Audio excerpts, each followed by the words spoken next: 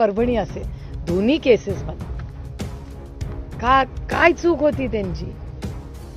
काय या दोन्ही आपली जे भाऊ आहेत ज्यांची दोघांची हत्या झाली त्यांनी काय गुन्हा केला? म्हणजे जो गुन्हेगार आहे, जो एक्स्टॉर्शन करतो, जो खंडणी मागतो, त्याच्यावर अनेक गुन्हे आहेत, तो शरण येतो.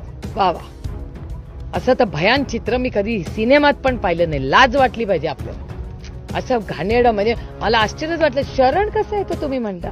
त्याला अटक कशी झाली नाही? काय करत होते पोलीस? त्यांना सापडला नाही तो. शरण येतो आणि शरण याच्या आधी व्हिडिओ दाखवतो. व्हिडिओ काढून तो सर्क्युलेट होतो सोशल मीडियावर आणि पोलिसांना कळत नाही तो कुठून येतो. गृहमंत्र्यांच्या फेल्युअर आहे हा. गृहमंत्री एकटे नाही, ह्या सरकारचं फेलियर आहे. आणि माझं म्हणणं आहे, या सरकारनी आपण सगळे आपले राजकीय मतभेद बाजूला ठेवूया. एवढं मोठं मॅन्डेट या सरकारला मिळालंय हो. एवढं मोठं मॅन्डेट महाराष्ट्राने एवढं भरभरून